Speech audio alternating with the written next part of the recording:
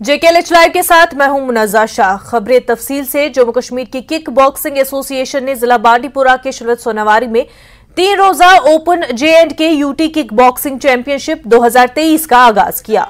जिला इंतजामिया बांडीपुरा के ताउन से मुनक्किद होने वाली इस चैंपियनशिप में जम्मू कश्मीर के अलग अलग अजला से ताल्लुक रखने वाले 470 खिलाड़ी हिस्सा ले रहे हैं।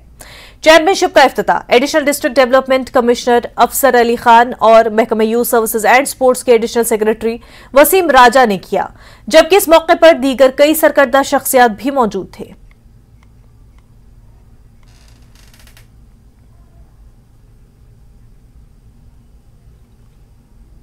तो आपको बता दें कि अब से कुछ देर में ही वजीर आजम नरेंद्र मोदी मन की बात प्रोग्राम शुरू कर रहे। मन की बात में एक बार फिर आप सबका स्वागत है।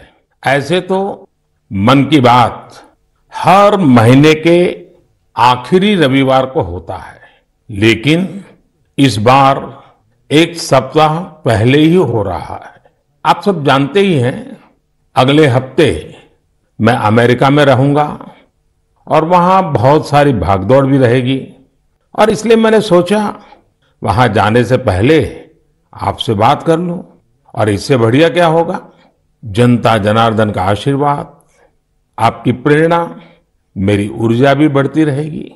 साथियों, बहुत से लोग कहते हैं कि प्रधानमंत्री के तौर पर मैंने ये अच्छा काम किया, वो बड़ा काम किया। मन की बात के कितने ही श्रोता अपनी चिट्ठियों में बहुत सारी प्रशंसा करते हैं। कोई कहता है ये किया, कोई कहता है वो किया, ये अच्छा किया, ये ज्यादा अच्छा किया, ये बढ़िया किया।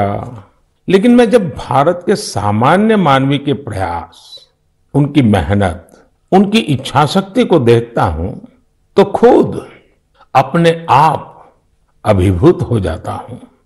बड़े से बड़ा लक्ष्य हो, कठिन से कठिन चुनौती हो, भारत के लोगों का सामूहिक बल, सामूहिक शक्ति हर चुनौती का हल निकाल देता है।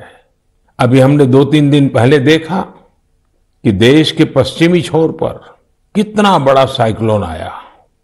तेज चलने वाली हवाएं, तेज बारिश, साइक्लोन बिपरजॉय ने कच्छ में कितना कुछ तहस नहस कर दिया। लेकिन कच्छ के लोगों ने जिस हिम्मत और तैयारी के साथ इतने खतरनाक साइक्लोन का मुकाबला किया, वो भी उतना ही अभूतपूर्व है। 2 दिन बाद ही कच्छ के लोग अपना नया वर्ष यानी आषाढ़ी बीज भी मनाने जा रहे हैं। ये भी संयोग है कि आषाढ़ी बीज कच्छ में वर्षा की शुरुआत का प्रतीक माना जाता है। मैं इतने साल कच्छ आता जाता रहा हूं, वहां के लोगों की सेवा करने का मुझे सौभाग्य भी मिला है, और इसके लिए कच्छ के लोगों का हौसला और उनकी जिजीविषा के बारे में मैं अच्छी तरह जानता हूं। 2 दशक पहले के विनाशकारी भूकंप के बाद जिस कच्छ के बारे में कहा जाता था वो कभी उठ नहीं पाएगा, आज वही जिला देश के तेजी से विकसित होते जिलों में से एक है। मुझे विश्वास है साइक्लोन बिपरजॉय ने जो तबाही मचाई है, उससे भी कच्छ के लोग बहुत तेजी से उभर जाएंगे। साथियों, प्राकृतिक आपदाओं पर किसी का जोर नहीं होता, लेकिन बीते वर्षों में भारत ने आपदा प्रबंधन की जो ताकत विकसित की है, वो आज एक उदाहरण बन रही है। प्राकृतिक आपदाओं से मुकाबला करने का एक बड़ा तरीका है प्रकृति का संरक्षण। आजकल मॉनसून के समय में तो इस दिशा में हमारी जिम्मेदारी और भी बढ़ जाती है। इसीलिए ही आज देश कैच द रेन जैसे अभियानों के जरिए सामूहिक प्रयास कर रहा है। पिछले महीने मन की बात में ही हमने जल संरक्षण से जुड़े स्टार्टअप्स की चर्चा की थी। इस बार भी मुझे चिट्ठी लिखकर कई ऐसे लोगों के बारे में बताया गया है जो पानी की एक एक बूंद बचाने के लिए जी जान से लगे हैं। ऐसे ही एक साथी हैं यूपी के बांदा जिले के तुलसीराम यादव जी। तुलसीराम यादव जी लुकतरा ग्राम पंचायत के प्रधान है। आप भी जानते हैं कि बांदा और बुंदेलखंड क्षेत्र में पानी को लेकर कितनी कठिनाइयां रही है। इस चुनौती से पार पाने के लिए तुलसीराम जी ने गांव के लोगों को साथ लेकर इलाके में 40 से ज्यादा तालाब बनवाए हैं। तुलसीराम जी ने अपनी मुहिम का आधार बनाया है खेत का पानी खेत में, गांव का पानी गांव में। आज उनकी मेहनत का ही नतीजा है कि उनके गांव में भूजल स्तर सुधर रहा है। ऐसे ही यूपी के हापुड़ जिले में लोगों ने मिलकर के एक विलुप्त नदी को पुनर्जीवित किया है। यहाँ काफी समय पहले नीम नाम की एक नदी हुआ करती थी।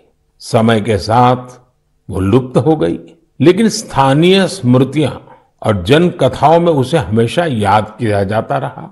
आखिरकार लोगों ने अपनी इस प्राकृतिक धरोहर को फिर से सजीव करने की ठानी।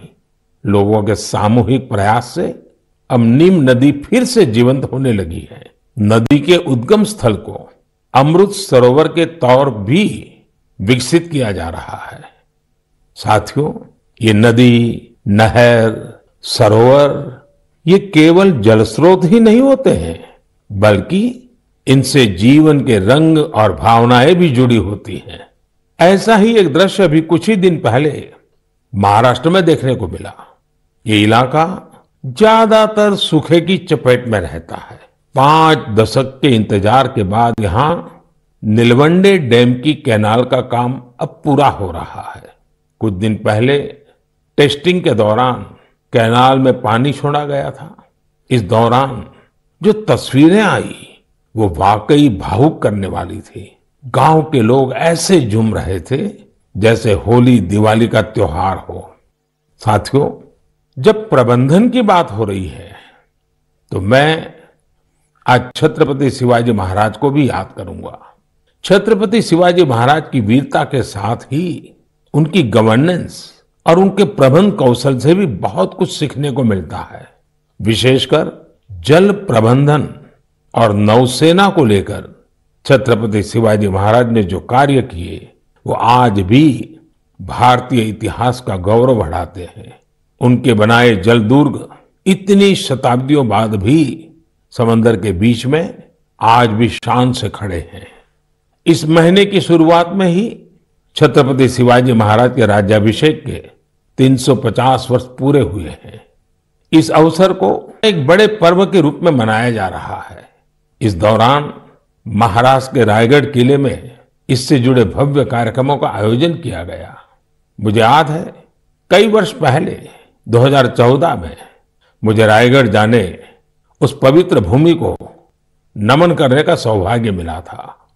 ये हम सबका कर्तव्य है कि उस अवसर पर हम छत्रपति शिवाजी महाराज के प्रबंध कौशल को जानें, उनसे सीखें।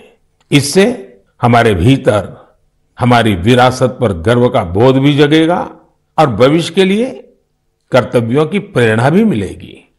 मेरे प्यारे देशवासियों, आपने रामायण की उस नन्ही गिलहरी के बारे में जरूर सुना होगा जो राम सेतु बनाने में मदद करने के लिए आगे आई थी। कहने का मतलब ये कि जब नीयत साफ हो, प्रयासों में ईमानदारी हो, तो फिर कोई भी लक्ष्य कठिन नहीं रहता। भारत भी आज इसी नेक नियत से एक बहुत बड़ी चुनौती का मुकाबला कर रहा है। ये चुनौती है टीबी की, जिसे क्षय रोग भी कहा जाता है। भारत ने संकल्प किया है 2025 तक टीबी मुक्त भारत बनाने का। लक्ष्य बहुत बड़ा जरूर है। एक समय था जब टीबी का पता चलने के बाद परिवार के लोग ही दूर हो जाते थे, लेकिन ये आज का समय है जब टीबी के मरीज को परिवार का सदस्य बनाकर उनकी मदद की जा रही है।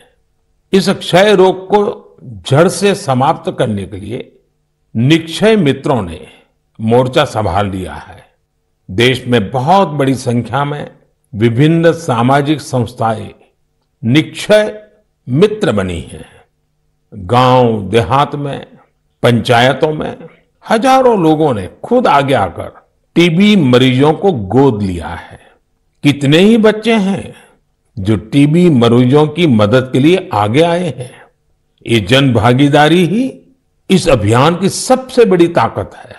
इसी भागीदारी की वजह से आज देश में 10 लाख से ज्यादा टीबी मरीजों को गोद लिया जा चुका है। और ये पुण्य का काम किया है करीब करीब 85,000 निक्षय मित्रों ने। मुझे खुशी है कि देश के कई सरपंचों ने, ग्राम प्रधानों ने भी ये बीड़ा उठा लिया है कि वो अपने गांव में टीबी को समाप्त करके ही रहेंगे। नैनीताल के एक गांव के निक्षय मित्र श्रीमान दिकर सिंह मेवाड़ी जी ने टीबी के 6 मरीजों को गोद लिया है। ऐसे ही किन्नौर की एक ग्राम पंचायत के प्रधान निक्षय मित्र श्रीमान ज्ञान सिंह जी भी अपने ब्लॉक में टीबी मरीजों को हर जरूरी सहायता उपलब्ध कराने में जुटे हैं। भारत को टीबी मुक्त बनाने की मुहिम में हमारे बच्चे और युवा साथी भी पीछे नहीं है। हिमाचल प्रदेश के ऊना की 7 साल की बेटी नलिनी सिंह का कमाल देखिए। बिटिया नलिनी अपनी पॉकेट मनी से टीबी मरीजों की मदद कर रही है। आप जानते हैं कि बच्चों को गुल्लक से कितना प्यार होता है, लेकिन एमपी के कटनी जिले की 13 साल की मीनाक्षी और पश्चिम बंगाल के डायमंड हार्बर के 11 साल के बश्वर मुखर्जी दोनों ही कुछ अलग ही बच्चे हैं। इन दोनों बच्चों ने अपने गुल्लक के पैसे भी टीबी मुक्त भारत के अभियान में लगा दिए हैं। ये सभी उदाहरण भावुकता से भरे होने के साथ ही बहुत प्रेरक भी हैं। कम उम्र में बड़ी सोच रखने वाले इन सभी बच्चों की मैं हृदय से प्रशंसा करता हूं। मेरे प्यारे देशवासियों, हम भारतवासियों का स्वभाव होता है कि हम हमेशा नए विचारों के स्वागत के लिए तैयार रहते हैं। हम अपनी चीजों से प्रेम करते हैं और नई चीजों को आत्मसात भी करते हैं। इसी का एक उदाहरण है जापान की तकनीक मियावाकी। अगर किसी जगह की मिट्टी उपजाऊ नहीं रही हो तो मियावाकी तकनीक उस क्षेत्र को फिर से हरा भरा करने का बहुत अच्छा तरीका होती है। मियावाकी जंगल तेजी से फैलते हैं और 2-3 दशक में जैव विविधता का केंद्र बन जाते हैं। अब इसका प्रसार बहुत तेजी से भारत के भी अलग अलग हिस्सों में हो रहा है। हमारे यहाँ केरला के एक टीचर श्रीमान राफी रामनाथ जी ने इस तकनीक से एक इलाके की तस्वीर ही बदल दी। दरअसल रामनाथ जी अपने स्टूडेंट्स को प्रकृति और पर्यावरण के बारे में गहराई से समझाना चाहते थे। इसके लिए उन्होंने एक हर्बल गार्डन ही बना डाला। उनका ये गार्डन अब एक बायोडायवर्सिटी जोन बन चुका है। उनकी इस कामयाबी ने उन्हें और भी प्रेरणा दी। इसके बाद राफी जी ने मियावाकी तकनीक से एक मिनी फॉरेस्ट यानी छोटा जंगल और इसे नाम दिया विद्यावनम। अब इतना खूबसूरत नाम तो एक शिक्षक ही रख सकता है, विद्यावनम। रामनाथ जी के इस विद्यावनम में छोटी सी जगह में 115 वैरायटीज के 450 से अधिक पेड़ लगाए गए। उनके स्टूडेंट्स भी इनके रखरखाव में उनका हाथ बटाते हैं। इस खूबसूरत जगह को देखने के लिए आसपास के स्कूली बच्चे, आम नागरिक काफी भीड़ उमड़ती है। मियावाकी जंगलों को किसी भी जगह, यहां तक कि शहरों में भी आसानी से उगाया जा सकता है। कुछ समय पहले ही मैंने गुजरात में केवड़िया एकता नगर में मियावाकी फॉरेस्ट का उद्घाटन किया था। कच्छ में भी 2001 के भूकंप में मारे गए लोगों की याद में मियावाकी पद्धति से स्मृति वन बनाया गया है। कच्छ जैसी जगह पर इसका सफल होना ये बताता है कि मुश्किल से मुश्किल प्राकृतिक परिवेश में भी ये तकनीक कितनी प्रभावी है। इसी तरह अंबाजी और पावागढ़ में भी मियावाकी मेथड से पौधे लगाए गए हैं। मुझे पता चला है कि लखनऊ के अलीगंज में भी एक मियावाकी उद्यान तैयार किया जा रहा है। पिछले 4 साल में मुंबई और उसके आसपास के इलाकों में ऐसे 60 से ज्यादा जंगलों पर काम किया गया है। अब तो ये टेक्निक पूरी दुनिया में पसंद की जा रही है। सिंगापुर, पेरिस, ऑस्ट्रेलिया, मलेशिया जैसे कितने ही देशों में इसका बड़े पैमाने पर उपयोग हो रहा है। मैं देशवासियों से, खासकर शहरों में रहने वाले लोगों से आग्रह करूंगा कि वे मियावाकी पद्धति के बारे में जरूर जानने का प्रयास करें। इसके जरिए आप अपनी धरती और प्रकृति को हरा भरा और स्वच्छ बनाने में अमूल्य योगदान दे सकते हैं। मेरे प्यारे देशवासियों, आजकल हमारे देश में जम्मू कश्मीर की खूब चर्चा होती है, कभी बढ़ते पर्यटन के कारण तो कभी G20 के शानदार आयोजनों के कारण। कुछ समय पहले मैंने मन की बात में आपको बताया था कि कैसे कश्मीर के नादरू देश के बाहर भी पसंद किए जा रहे हैं। अब जम्मू कश्मीर के बारामूला जिले के लोगों ने एक कमाल कर दिखाया है। बारामूला में खेतीबाड़ी तो काफी समय से होती है, लेकिन यहाँ दूध की कमी रहती थी। बारामूला के लोगों ने इस चुनौती को एक अवसर के रूप में लिया। यहाँ बड़ी संख्या में लोगों ने डेयरी का काम शुरू किया। इस काम में सबसे आगे यहाँ की महिलाएं आई, जैसे कि एक बहन है इशरत नबी। इशरत एक ग्रेजुएट है और इन्होंने मीर सिस्टर्स डेयरी फार्म शुरू किया है। उनके डेयरी फार्म से हर दिन करीब 150 लीटर दूध की बिक्री हो रही है। ऐसे ही सोपोर के एक साथी हैं वसीम अनायत। वसीम के पास 2 दर्जन से ज्यादा पशु हैं और वो हर दिन 200 लीटर से ज्यादा दूध बेचते हैं। एक और युवा आबिद हुसैन भी डेयरी का काम कर रहे हैं। इनका काम भी खूब आगे बढ़ रहा है। ऐसे लोगों की मेहनत की वजह से ही आज बारामूला में हर रोज 5.5 लाख लीटर दूध उत्पादन हो रहा है। पूरा बारामूला एक नई श्वेत क्रांति की पहचान बन रहा है। पिछले 2.5-3 वर्षों में यहाँ 500 से ज्यादा डेयरी यूनिट्स लगी हैं। बारामूला की डेयरी इंडस्ट्री इस बात की गवाह है कि हमारे देश का हर हिस्सा कितनी संभावनाओं से भरा हुआ है। किसी क्षेत्र के लोगों की सामूहिक इच्छा शक्ति कोई भी लक्ष्य प्राप्त करके दिखा सकती है। मेरे प्यारे देशवासियों, इसी महीने खेल जगत से भारत के लिए कई बड़ी खुशखबरियां आई हैं। भारत की टीम ने पहली बार विमेन्स जूनियर एशिया कप जीतकर तिरंगे की शान बढ़ाई है। इसी महीने हमारी मेंस हॉकी टीम ने भी जूनियर एशिया कप जीता है। इसके साथ ही हम इस टूर्नामेंट के इतिहास में सबसे अधिक जीत दर्ज करने वाले टीम भी बन गए हैं। जूनियर शूटिंग वर्ल्ड कप, उसमें भी हमारी जूनियर टीम ने भी कमाल कर दिया। भारतीय टीम ने इस टूर्नामेंट में पहला स्थान हासिल किया है। इस टूर्नामेंट में कुल जितने गोल्ड मेडल्स थे, उसमें से 20% अकेले भारत के खाते में आए हैं।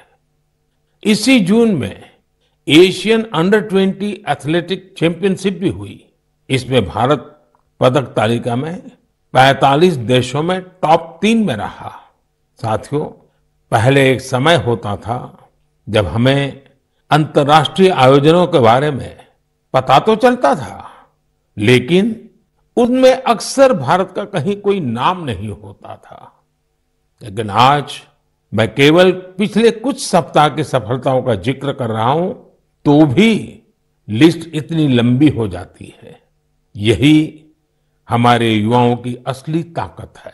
ऐसे कितने ही खेल और प्रतियोगिताएं हैं जहां आज भारत पहली बार अपनी मौजूदगी दर्ज करवा रहा है। जैसे कि लॉन्ग जंप में श्री शंकर मुरली ने पेरिस डायमंड लीग जैसे प्रतिष्ठित आयोजन में देश को ब्रॉन्ज दिलाया है। ये इस प्रतियोगिता में भारत का पहला मेडल है। ऐसे ही एक सफलता हमारी अंडर 70 वुमेन रेसलिंग टीम ने किर्गिस्तान में भी दर्ज की है। मैं देश के इन सभी एथलीट्स, उनके पेरेंट्स और कोचिज सबको उनके प्रयासों के लिए बहुत बहुत बधाई देता हूं। साथियों, इंटरनेशनल आयोजनों में देश की सफलता के पीछे राष्ट्रीय स्तर पर हमारे खिलाड़ियों की कड़ी मेहनत होती है। आज देश के अलग अलग राज्यों में एक नए उत्साह के साथ खेलों के आयोजन होते हैं। इनसे खिलाड़ियों को खेलने, जीतने और हार से सीखने का मौका मिलता है। जैसे अभी उत्तर प्रदेश में खेलो इंडिया यूनिवर्सिटी गेम्स का आयोजन हुआ। इसमें युवाओं में खूब उत्साह और जोश देखने को मिला। इन खेलों में हमारे युवाओं ने 11 रिकॉर्ड तोड़े हैं। इन खेलों में पंजाब यूनिवर्सिटी, अमृतसर की गुरु नानक देव यूनिवर्सिटी और कर्नाटका की जैन यूनिवर्सिटी मेडल टैली में पहले 3 स्थानों पर रही है। साथियों, ऐसे टूर्नामेंट्स का एक बड़ा पहलू यह भी होता है कि इनसे युवा खिलाड़ियों की कई इंस्पायरिंग स्टोरीज भी सामने आती हैं। खेलो इंडिया यूनिवर्सिटी गेम्स में रोविंग स्पर्धा में असम की कॉटन यूनिवर्सिटी के अन्यतम राजकुमार ऐसे पहले दिव्यांग खिलाड़ी बने जिन्होंने इसमें हिस्सा लिया। बरकतुल्ला यूनिवर्सिटी की निधि पवैया घुटने में गंभीर चोट के बावजूद शॉटपुट में गोल्ड मेडल जीतने में कामयाब रही। सावित्रीबाई फूले पुणे यूनिवर्सिटी के शुभम भंडारे को एंकल इंजरी के चलते पिछले साल बेंगलुरु में निराशा हाथ लगी थी, लेकिन इस बार वे स्टेपल चेस के गोल्ड मेडलिस्ट बने हैं। बर्दवान यूनिवर्सिटी की सरस्वती कुंडू अपनी कबड्डी टीम की कैप्टन है। वे कई मुश्किलों को पार कर यहां तक पहुंची है। बेहतरीन प्रदर्शन करने वाले बहुत सारे एथलीट्स को टॉप स्कीम से भी बहुत मदद मिल रही है। हमारे खिलाड़ी जितना खेलेंगे उतना ही खिलेंगे। मेरे प्यारे देशवासियों, 21 जून भी अब आ ही गई है। इस बार भी विश्व के कोने कोने में लोग अंतर्राष्ट्रीय योग दिवस का उत्सुकता से इंतजार कर रहे हैं। इस वर्ष योग दिवस की थीम है योगा फॉर वसुधैव कुटुंबकम, यानी एक विश्व एक परिवार के रूप में सबके कल्याण के लिए योग। यह योग की उस भावना को व्यक्त करता है जो सबको जोड़ने वाली और साथ लेकर चलने वाली है। हर बार की तरह इस बार भी देश के कोने कोने में योग से जुड़े कार्यक्रम आयोजित किए जाएंगे। साथियों, इस बार मुझे न्यूयॉर्क के संयुक्त राष्ट्र मुख्यालय यूएन में होने वाले योग दिवस कार्यक्रम में शामिल होने का अवसर मिलेगा। मैं देख रहा हूं कि सोशल मीडिया पर भी योग दिवस को लेकर गजब का उत्साह दिख रहा है। साथियों, मेरा आप सभी से आग्रह है कि आप योग को अपने जीवन में जरूर अपनाएं, इसे अपनी दिनचर्या का हिस्सा बनाएं। अगर अब भी आप योग से नहीं जुड़े हैं तो आने वाली 21 जून इस संकल्प के लिए बहुत बेहतरीन मौका है। योग में तो वैसे भी ज्यादा तामझाम की जरूरत ही नहीं होती है।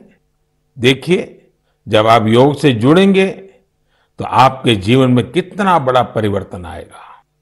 मेरे प्यारे देशवासियों, परसों यानी 20 जून को ऐतिहासिक रथ यात्रा का दिन है। रथ यात्रा की पूरी दुनिया में एक विशिष्ट पहचान है। देश के अलग अलग राज्यों में बहुत धूमधाम से भगवान जगन्नाथ की रथ यात्रा निकाली जाती है। ओडिशा के पुरी में होने वाली रथ यात्रा तो अपने आप में अद्भुत होती है। जब मैं गुजरात में था तो मुझे अहमदाबाद में होने वाली विशाल रथ यात्रा में शामिल होने का अवसर मिलता था। इन रथ यात्राओं में जिस तरह देश भर के हर समाज, हर वर्ग के लोग उमड़ते हैं, वो अपने आप में बहुत अनुकरणीय है। ये आस्था के साथ ही एक भारत श्रेष्ठ भारत का भी प्रतिबिंब होती है। इस पावन पुनीत अवसर पर आप सभी को मेरी ओर से बहुत बहुत शुभकामनाएं। मेरी कामना है भगवान जगन्नाथ सभी देशवासियों को अच्छे स्वास्थ्य और सुख समृद्धि का आशीर्वाद प्रदान करे। साथियों, भारतीय परंपरा और संस्कृति से जुड़े उत्सव की चर्चा करते हुए मैं देश के राजभवनों में हुए दिलचस्प आयोजनों का भी जरूर उल्लेख करूंगा। अब देश में राजभवनों की पहचान सामाजिक और विकास कार्यों से होने लगी है। आज हमारे राजभवन टीबी मुक्त भारत अभियान के, प्राकृतिक खेती से जुड़े अभियान के ध्वजवाहक बन रहे हैं। बीते समय में गुजरात हो, गोवा हो, तेलंगाना हो, महाराष्ट्र हो, सिक्किम हो, इनके स्थापना दिवस को अलग अलग राजभवनों ने जिस उत्साह के साथ सेलिब्रेट किया, वह अपने आप में एक मिसाल है। ये एक बेहतरीन पहल है जो एक भारत श्रेष्ठ भारत की भावना को सशक्त बनाती है। साथियों, भारत लोकतंत्र की जननी है, मदर ऑफ डेमोक्रेसी है। हम अपने लोकतांत्रिक आदर्शों को सर्वोपरि मानते हैं, अपने संविधान को सर्वोपरि मानते हैं। इसलिए हम 25 जून को भी कभी भुला नहीं सकते। यह वही दिन है जब हमारे देश पर इमरजेंसी थोपी गई थी। यह भारत के इतिहास का काला दौर था। लाखों लोगों ने इमरजेंसी का पूरी ताकत से विरोध किया था। लोकतंत्र के समर्थकों पर उस दौरान इतना अत्याचार किया गया, इतनी यातनाएं दी गई कि आज भी मन सिहर उठता है। इन अत्याचारों पर, पुलिस और प्रशासन द्वारा दी गई सजाओं पर बहुत सी पुस्तकें लिखी गई हैं। मुझे भी संघर्ष में गुजरात नाम से एक किताब लिखने का उस समय मौका मिला था। कुछ दिनों पहले ही इमरजेंसी पर लिखी एक और किताब मेरे सामने आई, जिसका शीर्षक है torture of political prisoners in India. Emergency के दौरान छपी इस पुस्तक में वर्णन किया गया है कि कैसे उस समय की सरकार लोकतंत्र के रखवालों से क्रूरतम व्यवहार कर रही थी। इस किताब में ढेर सारी केस स्टडीज हैं, बहुत सारे चित्र हैं। मैं चाहूंगा कि आज जब हम आजादी का अमृत महोत्सव मना रहे हैं, तो देश की आजादी को खतरे में डालने वाले ऐसे अपराधों का भी जरूर अवलोकन करें। इससे आज की युवा पीढ़ी को लोकतंत्र के मायने और उसकी अहमियत समझने में और ज्यादा आसानी होगी। मेरे प्यारे देशवासियों, मन की बात रंग बिरंगे मोतियों से सजी एक सुंदर माला है, जिसका हर मोती अपने आप में अनूठा और अनमोल है। इस कार्यक्रम का हर एपिसोड बहुत ही जीवंत होता है, हमें सामूहिकता की भावना के साथ साथ समाज के प्रति कर्तव्य भाव और सेवा भाव से भरता है। यहाँ उन विषयों पर खुलकर चर्चा होती है जिनके बारे में हमें आमतौर पर कम ही पढ़ने सुनने को मिलता है। हम अक्सर देखते हैं कि मन की बात में किसी विषय का जिक्र होने के बाद कैसे अनेकों देशवासियों को नई प्रेरणा मिली। हाल ही में मुझे देश की प्रसिद्ध भारतीय शास्त्रीय नृत्यांगना आनंदा शंकर जयंत का एक पत्र मिला। अपने पत्र में उन्होंने मन की बात के उस एपिसोड के बारे में लिखा है जिसमें हमने स्टोरी टेलिंग के बारे में चर्चा की थी। उस कार्यक्रम में हमने इस फील्ड से जुड़े लोगों की प्रतिभा को एक्नॉलेज किया था। मन की बात के उस कार्यक्रम से प्रेरित होकर आनंदा शंकर जयंत ने कुट्टी कहानी तैयार की है। ये बच्चों के लिए अलग अलग भाषाओं की कहानियों का एक बेहतरीन संग्रह है। यह प्रयास इसलिए भी बहुत अच्छा है क्योंकि इससे हमारे बच्चों का अपनी संस्कृति से लगाव और गहरा होता है। उन्होंने इन कहानियों के कुछ इंटरेस्टिंग वीडियोस अपने YouTube चैनल पर भी अपलोड किए हैं। मैंने आनंदा शंकर जयंत के इस प्रयास की विशेष तौर पर इसलिए चर्चा की क्योंकि ये देखकर मुझे बहुत अच्छा लगा कि कैसे देशवासियों के अच्छे काम दूसरों को भी प्रेरित कर रहे हैं। इससे सीखकर वे भी अपने हुनर से देश और समाज के लिए कुछ बेहतर करने की कोशिश करते हैं। यही तो हम भारतवासियों का वो कलेक्टिव पावर है जो देश की प्रगति में नई शक्ति भर रही है। मेरे प्यारे देशवासियों, इस बार मन की बात में मेरे साथ इतना ही। अगली बार नए विषयों के साथ आपसे फिर मुलाकात होगी। बारिश का समय है, इसलिए अपने स्वास्थ्य का खूब ध्यान रखिए, संतुलित खाइए और स्वस्थ रहिए। हाँ, योगा जरूर कीजिए। अब कई स्कूलों में गर्मी की छुट्टियां भी खत्म होने को है। मैं बच्चों से भी कहूंगा कि होमवर्क लास्ट दिन के लिए पेंडिंग ना रखें। काम खत्म करिए और निश्चिंत रहिए। बहुत बहुत धन्यवाद।